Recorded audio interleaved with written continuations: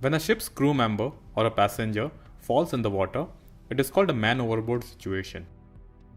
Man overboard situations are dangerous because most of the times they are fatal.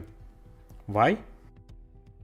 Mainly because turning or stopping a ship at sea is not easy. On top of that, if the sea is rough, it is always difficult to locate the person gone overboard. A person can go overboard from a ship because of several reasons, such as swept overboard by waves, pulled by mooring ropes into the sea, falling from the accommodation ladder, slipping while climbing onto or sitting on the ship's railings, falling under the influence of alcohol or drugs, working in low visibility or in rough sea conditions, taking pictures or selfies in restricted areas. No matter what the reason may be, it is the priority of the ship's crew to save the life of the person gone overboard. So how do ships carry out the rescue? Ship personnel are specially trained for such rescue operations. But the initial and early sighting of the fallen person plays a very important role in increasing the percentage of saving his or her life.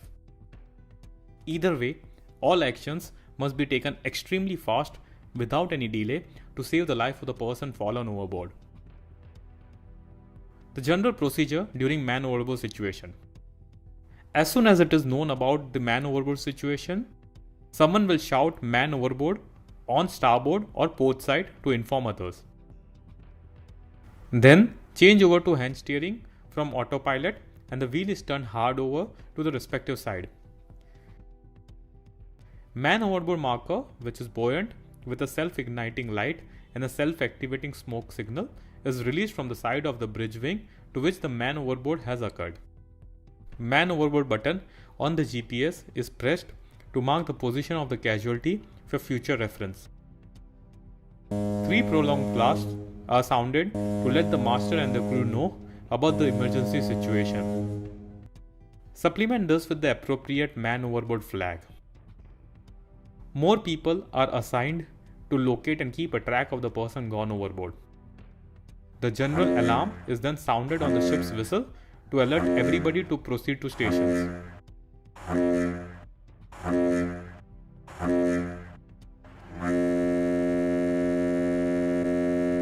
This is to ensure that if the crew has not understood 3 prolonged blasts for a man overboard, they are alerted regardless and proceed to muster stations to assist in the recovery of the person. Man overboard situation is then announced on the ship's public announcement system. The engine room crew is then immediately informed about the situation so that they are prepared for any maneuvering if required. As far as man overboard maneuvering is concerned, there are 3 common methods that are followed at sea. They are the Williamson turn, the Anderson turn or single turn, and the Chernow turn. Now let's take a look at each of them in brief.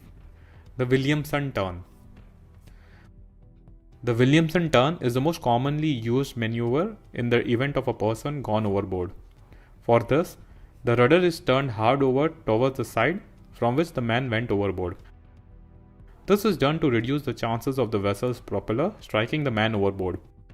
If the rudder is turned in the opposite direction of man overboard, there are high chances of ship hitting the person overboard.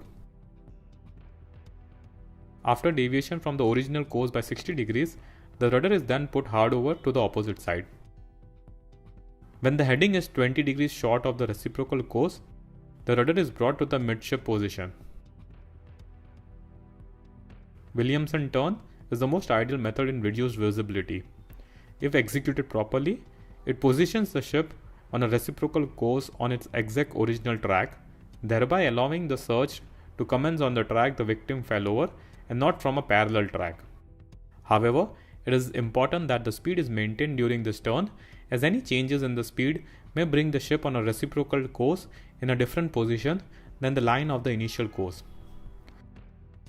Anderson or single turn.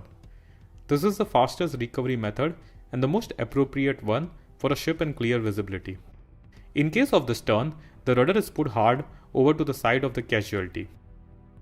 When clear of the person, go ahead full, still using the full rudder. After deviation from the original course by 240 degrees, the rudder is put to midship position. Stop the engines when the target point is 15 degrees off the bow. Ease the rudder and back the engines as required. The Chernow turn. In the Chernow turn, the ship is taken back into her wake and it cannot be used in an immediate maneuver. This turn cannot be carried out effectively unless time elapses between the person falling overboard and the commencement of the maneuver is known.